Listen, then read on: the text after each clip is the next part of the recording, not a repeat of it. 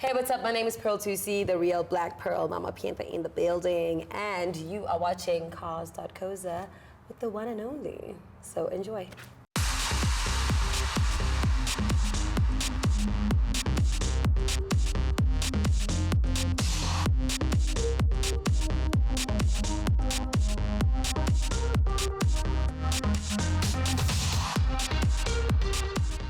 You know, because my dad was a taxi owner, a car helped raise me. You know, that means my relationship with taxi drivers is very complicated because my dad raised me with that.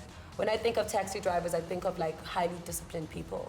Because my dad woke up at like 4 a.m., 3 a.m. every single day.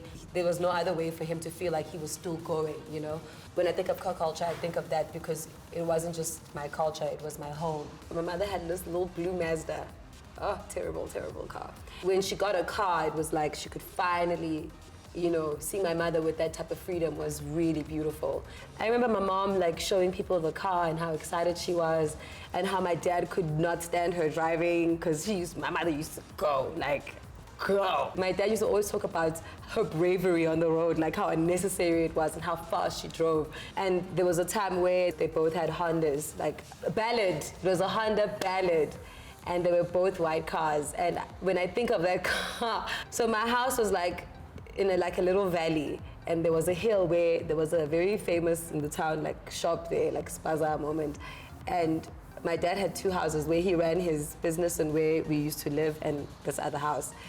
And all the kids on the block knew that if you see a white Honda there, get off the grass, like immediately, because we were not allowed to play on the grass, or we were not allowed to be on the street. So the fear was he could see us all the way from there. If it came around the corner towards the house, not only did the kids scatter like cockroaches, but I knew, no, I'm screwed. Like, I'm so screwed. So it's a sign of, when I see that car, it triggers so many feelings, like anxiety, stress, and nostalgia, you know? That's beautiful. So those are the cars I think that have like a little I have soft spot because I spend so much time in them, going to school and whatever.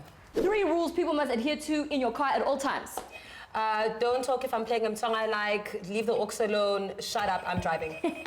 3 things you love about your car. Reliable, dope, and zips around.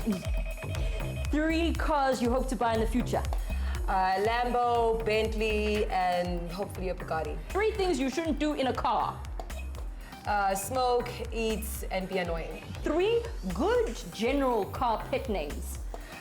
Sexy, babe, honey. I don't know. I'm just trying to get it before the 5 seconds. Oh, damn, a Golf. What are those Golfs called again? A Citi Golf. Yes.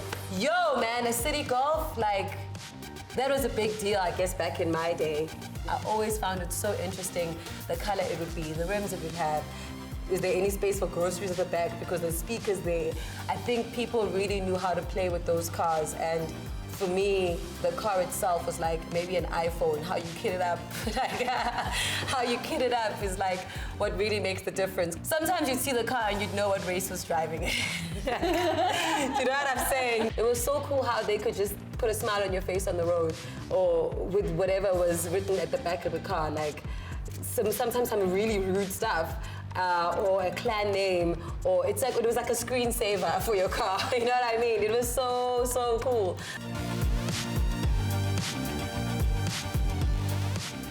More than obviously creating aspirational ideas, I think that's like an easy way to go is when you think of cars and in music videos. Cars are a huge part of an artistic expression, because they are such a huge part of our culture growing up in terms of your aspirations. So when you get to a certain point, your car is a big sign that you've gotten to where you want to be.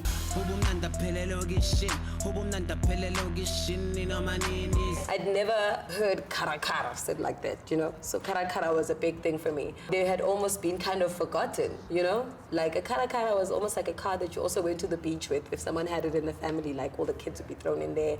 I just remember in taxis, like when we were going to the beach, people hanging outside the, you know what I mean? 16th, 24th, 25th, 26th, 30th, 31st of December, and the 1st and the 2nd. right?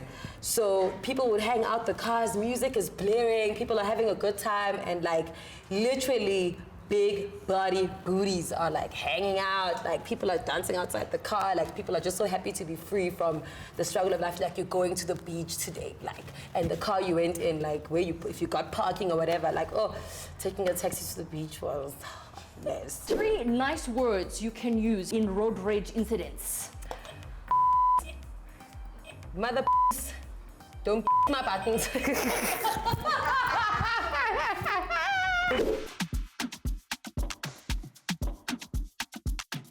The car I wanted to get growing up, the PT Cruiser. Remember that car had a moment? No, that car had a big moment, guys. When I was like in between grade 10, I think, and like 11, 12, like PT Cruisers were like hectic. And I was like, oh, this car is so cool. It was just interesting to me. And now I'm just like, what the hell? My first car, I just moved to Joburg and I was engaged, right? And the person I was with got tired of like having to drive me around. So they bought themselves a second car, basically, but that was like my car, but it was tricky because now it was like a power thing between us. So cars can also be a form of abuse. And so that was my first car, and I drove that car until like I had to really take the reins over my own life, like financially, when I had to fight for my freedom. So I guess like the change of car in that moment was a big, big step in me taking control of my future, you know? So like literally taking the wheel of my life and then choosing which wheels I was gonna roll around in as I do this. As long as I had the feeling that my tank was full and Beyonce was blaring out those speakers, I was good. I had to drive this like on Queen Sword, or this like Hilux type car, right? Like a big ass van, like maybe the size of a Quantum, but like drive it real fast with the crew in the boot. Like, so with people's children and people's fathers in the car, I've had to do crazy, crazy things. And I had to like drive that car on turns really fast because Queen had just stolen the car and she was taking it to the designated area where she's gonna get it for money. So she was also just kind of like serving a bit of a common criminal because she was so rebellious. I love driving like fast. Like I like to get where I'm going. That's why I don't drive in Cape Town. I don't drive in Cape Town. Everybody just makes me mad. They're on holiday 24/7. Like, get out the way. Don't you guys have things to do? Cape Town? If you are slow, left. You're not sure, or you're passing middle. Siyahamba Tina. That's why maybe this, hey, move out the way.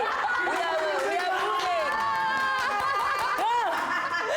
Also, you're allowed to indicate, BMW drivers. You're allowed to indicate. And your grandmama didn't build the road, so stop acting like it only belongs to you. Okay. Yes. Only the shit. I hate it! I just hate it! It's been a long time, you know, it's been like 12, 13 years, I think, and I've had so many ups and downs with the band where, you know, like anything, you know, a band is a relationship, so it's a lot of hard work. And every time that I've ever thought about like stopping the band or moving on to another chapter of my life, I'm just like, what about those road trips, man? What about that laughter? What about that friendship? What about the brotherhood?